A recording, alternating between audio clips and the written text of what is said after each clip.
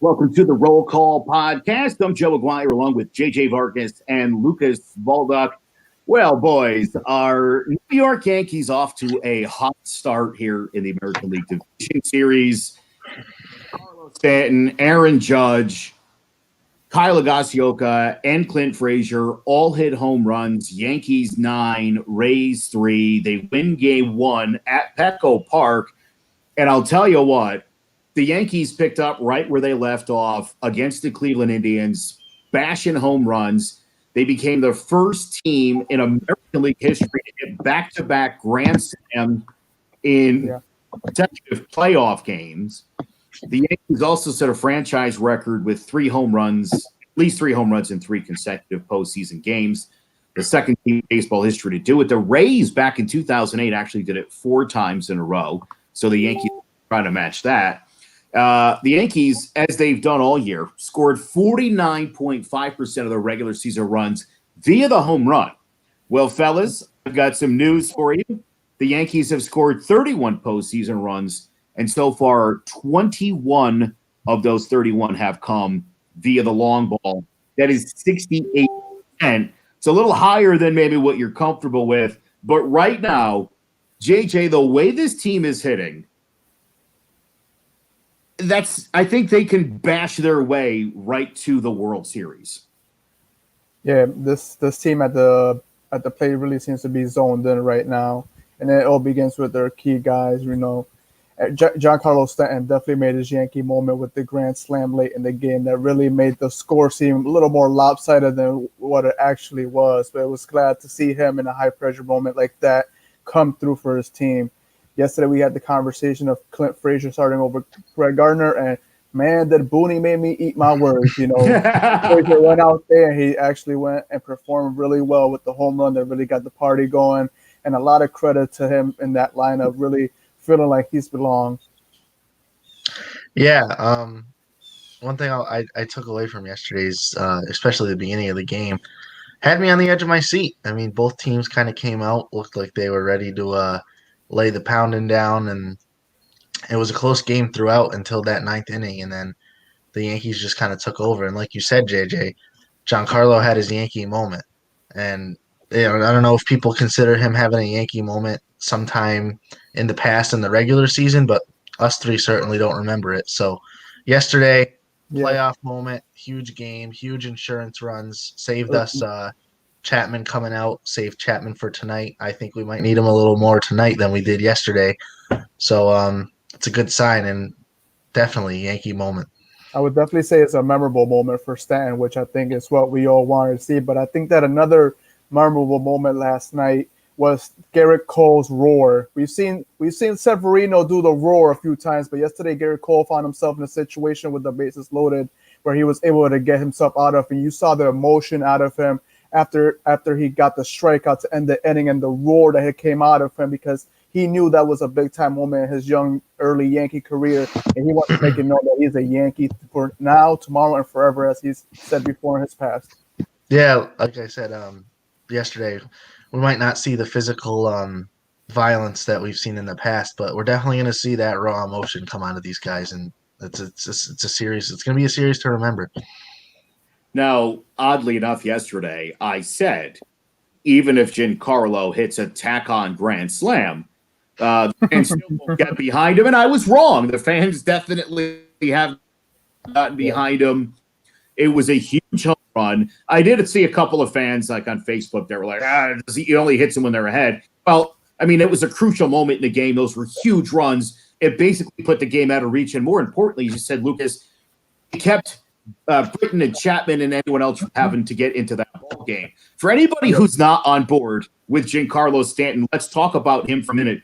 The Yankees are 8-0 over the past 2 seasons when he's in the lineup. They're 0-5, but he is not in the lineup. Now, has he come through in big moments? No, he didn't really have a huge postseason last year. But just by him being him, just being in that lineup, it makes the lineup deeper. It adds more protection to the lineup. It affords you the opportunity to style Higashioka at catcher and to be able to sit a guy like Gary Sanchez. That's the kind of depth that this lineup and what Giancarlo Stanton provides for this baseball team. He was also really humble last night in the post game. They asked him about having his Yankee moment, and he was like, "Big moment for my teammates, big moment for the game." Here we go. Jace Garcia from John about the G-Men of the Great CMG podcast. Giancarlo Stanton is a monster. Look, when he's healthy, he's a great baseball player. It's frustrating when he's not on the field, and I'll admit, based on games played, he's done a horrible job of that. But before anybody starts calling this guy Jacoby Ellsbury 2.0, 8 in the postseason, when he's in that lineup, he is a difference maker, JJ. I've been saying it over and over and over again. I think people are starting to see it. Yeah, when he's in the lineup, he really is a luxury to have him there next to the other bombers that, we have in this lineup, including Judge, Sanchez, and little guys coming up now like Glaber and Clint Frazier. If he really does add a dimension of power that, like you said, Jacoby Ellsbury can never replicate, not even on his best day. So to bring up him in this conversation, I told you to bring up his damn name in this show anymore, Joe. I'm tired of Jacoby Ellsbury. I don't want to hear it again, okay? Giancarlo Stanton made his moment. Let's have him have it, and don't ever bring up Jacoby Ellsbury the same time again. Yeah, something I noticed yesterday, we talk a lot about Giancarlo. He does swing and miss a lot, and that's something us Yankees fans tend to talk about. But something I noticed yesterday, pitchers are still kind of weary when they err on the side of caution when they pitch to Giancarlo because they know he's still dangerous. Something I noticed in his first 2 at-bats were he drew 2 straight 3-0 counts with Blake Snell. So Snell was obviously knew that, Giancarlo is still a dangerous hitter. As much as us Yankees fans like to hate on him, he proved to us last night that he still got it. Yeah, he absolutely did. Now, a couple interesting things have happened over the last 48 hours, okay? JJ made the call here on Deivi Garcia in Game 2. Now, this situation wasn't what he thought it was going to be. And my argument at the time against this was I go back to Luis Severino in the wild card game against the Minnesota Twins. As a young guy, had 22 years old, had never started in a postseason game at any level of baseball in his life. And he had a horrible start. Thank God the Yankees came back, won that game. This is a very different scenario. Number one, it's a Game 2. Teddy Keys said this morning, we did a Keys to the City, and he said they're playing with house money here because if the Yankees lose this game, and they might because Tyler Glasnow has dominated them, his curveball against the Yankees has been nearly unhittable. I expect they'll see a whole lot of that. You'll probably see Brett Gardner in the lineup tonight being a righty-lefty. I think it's funny that last night, JJ wanted to see Gardner. Frazier was almost forced. They forced Boone's hand by starting Blake Snell in Game 1. And I've seen a lot of Tampa fans and sports writers who thought Glasnow should have started Game 1 and Snell should have started Game 2 for the simple reason, again, Glasnow dominated the Yankees twice, had a better 2020 than Blake Snell did. But here's what I think. I think Kevin Cash basically conceded Game 1 to the Yankees because he didn't want to match Cole up with Glasnow. Again, you know Garrett Cole being the best pitcher on the planet can throw a shutout any night. And as good as Blake Snell is, I don't think he felt like either one of those guys were going to match numbers, and he decided to go Snell, which was interesting. He also knew in that game that Kyle Higashioka would be starting, that Sanchez probably would be sitting. So, and where he thought that was to his advantage, Higashioka catches a great game, scores a run, and hits a home run for measure. And it seemed like every single move that Cash made, and I mean like strategically, not even in game, but just the lineup and the pitching matchups. Right now, Aaron Boone A and Kevin Cash F. And again, I think he finds himself in an interesting spot here where, again, the Yankees, if they lose this game, the Rays have Charlie Morton left probably have a bullpen game in game 4, and then maybe have to bring Snell back on 3 days rest if there's a game 5. That's not where you want to be. You're also going to have to score some runs, and I feel like right now the Yankees aren't about to start giving them up. Yeah.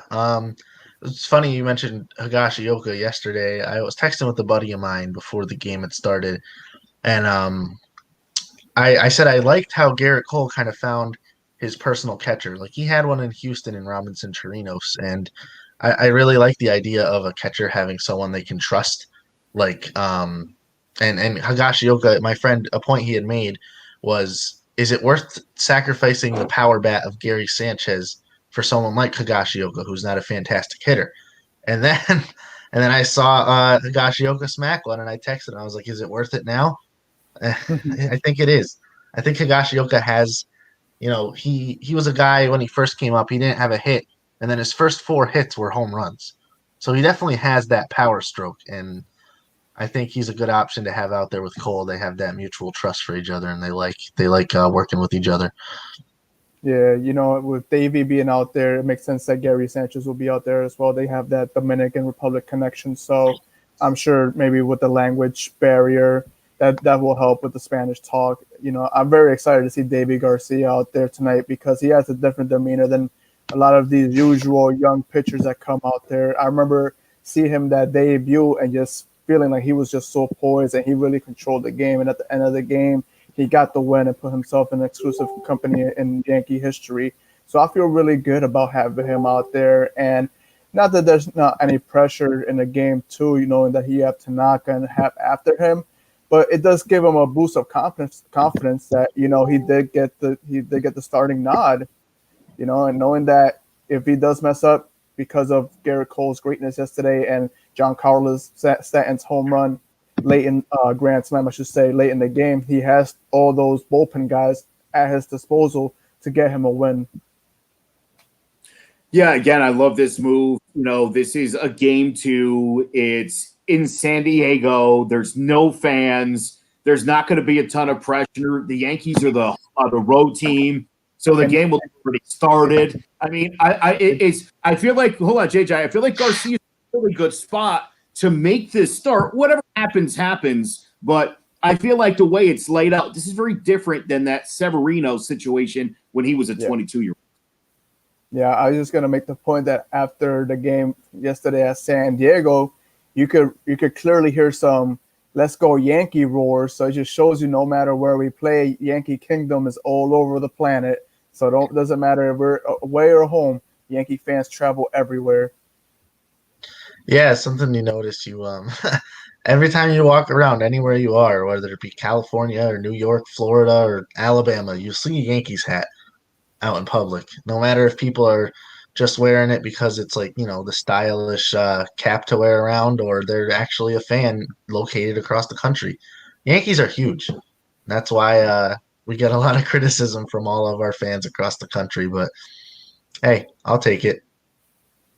By the way, last night, Garrett Cole pitched pretty well, 6 innings, which I think we all thought at least 7, 3 runs, 6 hits, 2 home runs, 8 strikeouts, 2 walks. I called 8. Yeah, you did. You definitely nailed it. Not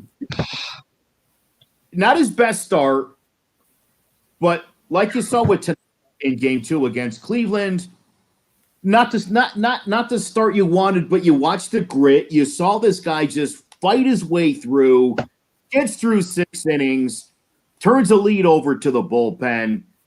Yanks have the beginning games over. So again, to know that you've got Garrett Cole going in any postseason game makes you feel like 90% sure you're probably winning. Yeah, and something I noticed yesterday, Garrett Cole really never let anything that happened during that start really get to his head. He's not a guy who shows a lot of emotion on the mound. And something you notice with Blake Snell is every time something bad happened to him, he'd be visibly frustrated. And that, to me, if I was a hitter, I know, like, wow, we're getting in this guy's head, so we just have to go up there with the right approach and we can hit off this guy. And that's exactly what happened. Snell, he's a bit of a outspoken player, and sometimes that can come back and bite you showing too much emotion on that mound. something that took away from this game too. The Yankees have to do something and getting Choi out of Tampa Bay, because this guy Choi, the first baseman for the Tampa Bay Rays, he has Garrett Cole's number. He really does. When I was looking at the statistics yesterday, the success that he's had, I believe he's like 5 for 11 with now 3 home runs on Garrett Cole. And I'm like, 4. And I'm like, what does this guy know that we don't know? He could dominate the whole league, and then this one guy comes and he just has his number. So I want to give him a lot of credit. He definitely deserves it. But the Yankees got to do something, maybe work an undercover deal with another team in a 3-way trade just to get him out of there. Let the evil empire work their magic, because I don't like it. We have a number one ace with a little kryptonite in that one team, and I do not enjoy having that. I don't know if you guys remember back. He actually he's had a short stint with the Yankees, so I'd take him back to have a backup first baseman instead of Mike Ford. I'd take G-Man Choi. Yeah, and Garrett Cole would appreciate that. Yeah, sure. It's interesting sometimes how guys match up well with. I mean, there's something about the way Blake Snell pitches that Gary Sanchez really likes, and there's something he sees from Cole that I mean, it's weird. It's weird, and the other weird thing is when you think about. I mean, I understand Sanchez and Snell, the lefty righty. Gary's a power pitcher. Snell's a power pitcher. But Cole and Choi is a weird one because Choi's not really a great hitter. Although it seems like if Choi could just face Garrett Cole, he'd be a superstar in baseball, which is a thing. But also, I don't know if you guys remember Luis Sojo, who was on those 1990s into the 2000 Yankee teams, for some reason could hit Pedro Martinez like nobody else. When Pedro was on, Soho was in the game, and you knew he was going to come through with hits. Made no sense. Pedro was the best pitcher in baseball at the time, and Soho was like the backup third baseman shortstop. I mean, it was – but again, some guys just like the way some people they like the delivery. They can see the ball better or whatever the case may be.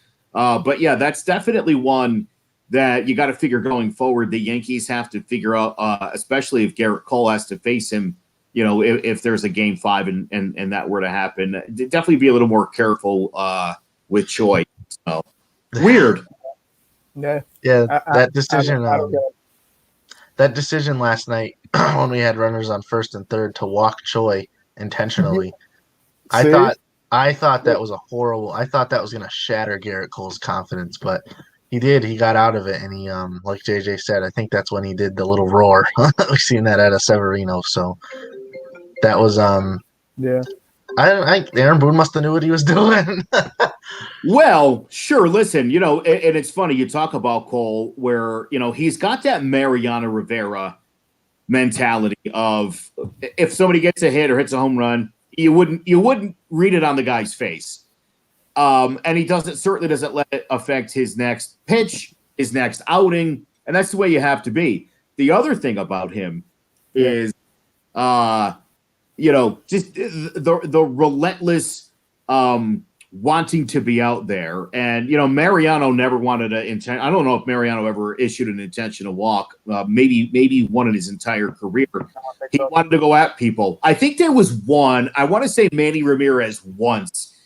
Or Ortiz to get to Manny. I forget what it was. I think it was just a one. Nobody wants to intentionally walk a batter, especially a guy who's hit you where you feel like, no, I want him. And I think all that did to Garrett Cole was fire him up. That's where the roar came from as he mowed that dude down. So,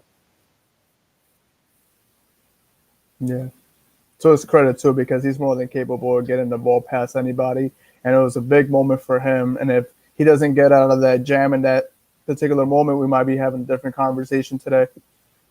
Oh yeah, 100%. That could have easily had a huge momentum swing towards Tampa Bay. So, I was worried. I'll admit it. I was worried during that game, but that 9th inning, I had a grin from here to here. It was amazing.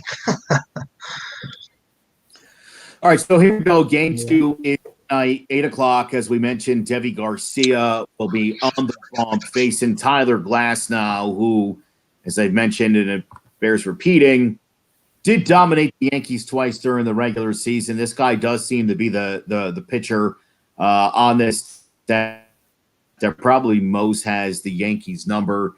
I was reading an article earlier today of Luke Voit, Sanchez, and Gleyber Torres have all really struggled against Glasnow and that nasty curveball. You're going to see a whole bunch of those tonight.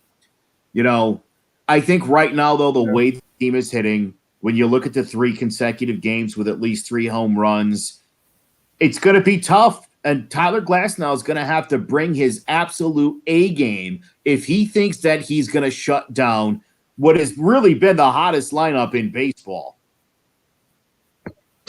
Yeah, I just think that the playoffs are just different, and I feel like maybe some of those curveballs that he's been so dominant with might hang a little high if he's not careful, because like I just mentioned, the playoffs is just a different monster. Everything gets a little tighter. Every pitch is more crucial. Every at-bat is more important than the last one. So we'll see what he's made out of in this postseason game 2. Yeah, I think one of the most important things that the Yankees offense has to do today, and it's a hard thing to do, but I think they have to make good swinging decisions against Tyler Glasnow. They can't get fooled on that curveball, and I know they probably will a few times, but I think after they have what am I trying to say here? They just have to have a good eye. I mean, they just can't swing at pitches that are down in the dirt, and I know sometimes it looks like it's going to dip into the strike zone, but sometimes you got to just have to go with your gut and be like, hey, I know this pitch is going to fall out of the zone before it gets to me. And I think that's the most important thing, is the good swinging decisions. Yeah, I think, when you do get fastballs, don't miss.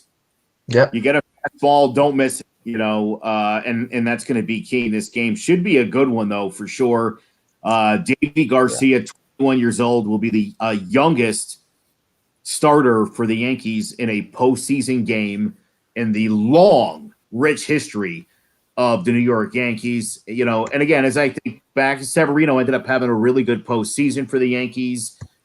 Andy Pettit, another guy that comes to mind, who as a rookie in '96, was outstanding for the Yankees.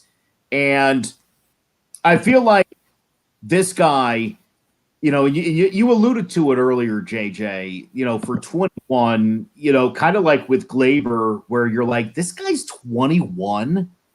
Like, how can you be 21, be a New York Yankee, not even speak the language very well, and just like nothing, nerves steel. I mean, I don't know what the Yankees are teaching these guys in the minor leagues, or what it's like to be a Dominican ball player coming up, from maybe not having much to achieving this ultimate success. But dude, these guys, it blows my mind. It really does, and especially when you listen to these guys in post games, and again, you see that same confidence, the maturity, and the other thing I love about these Yankees, and this goes for every one of them, Gary and Judge and Gleyber.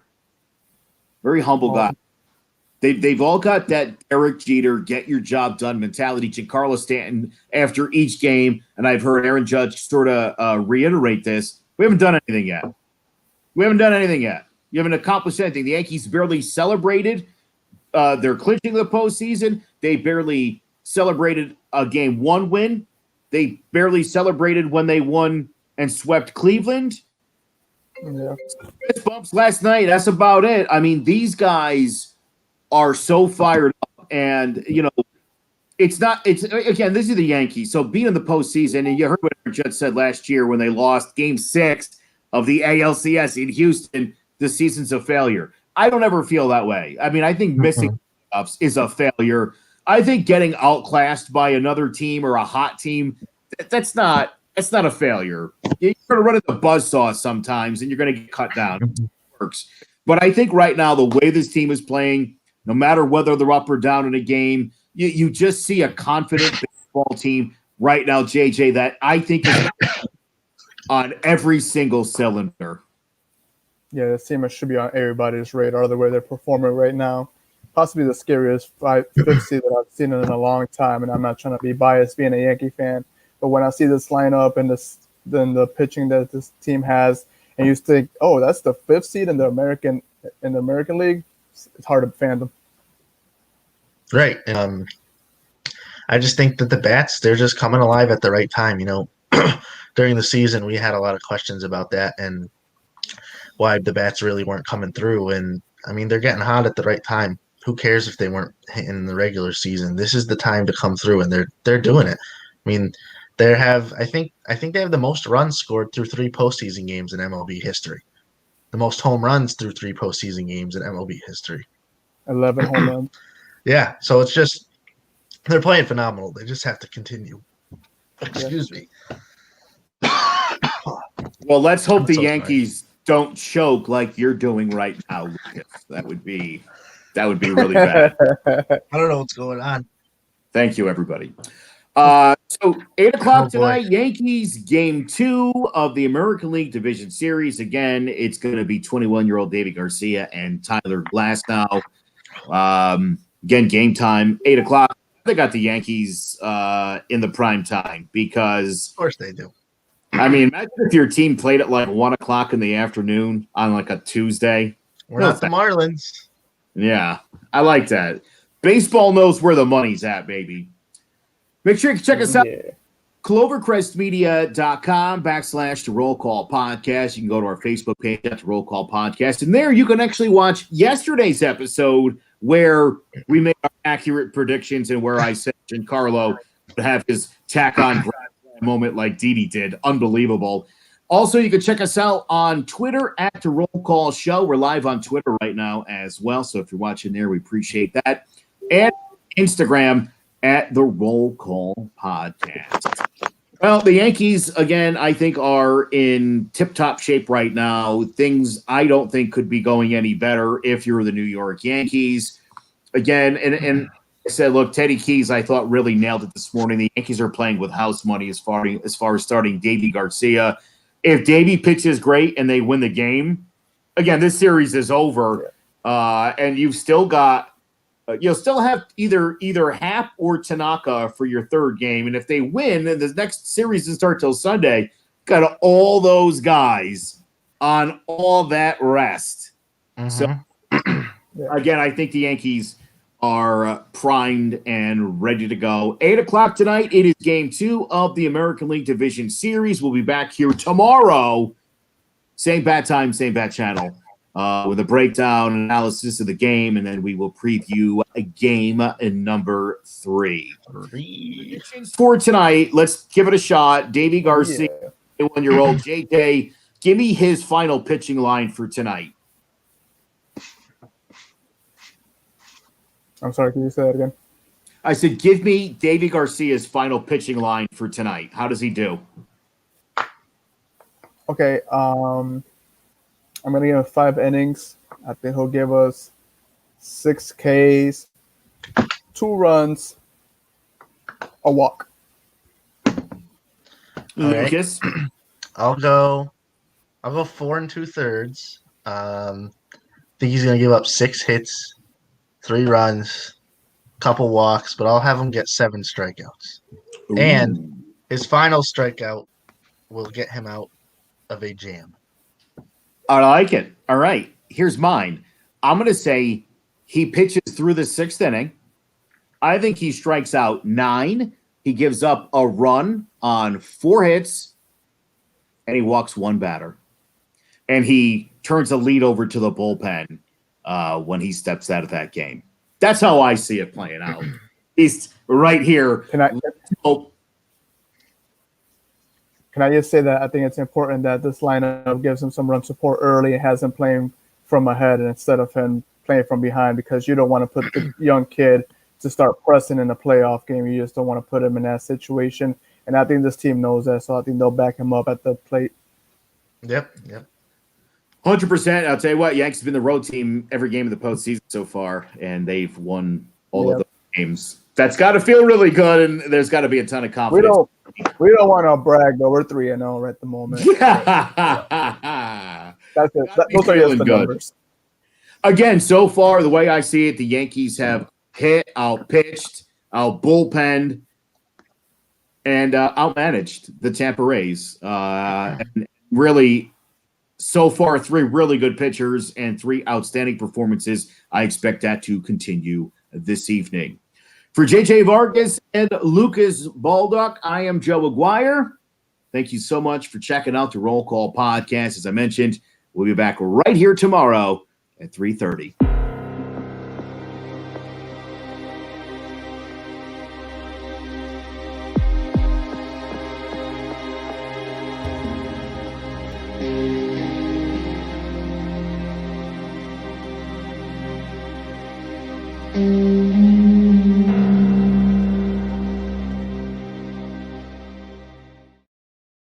Can I get a roll call?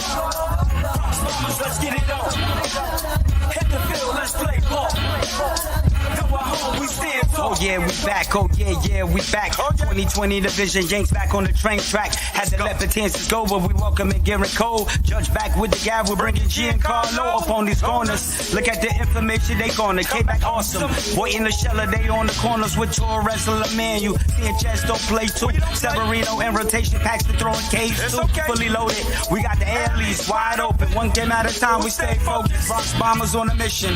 World Series chasing, taking the division. No time for wasting. Again, first placing.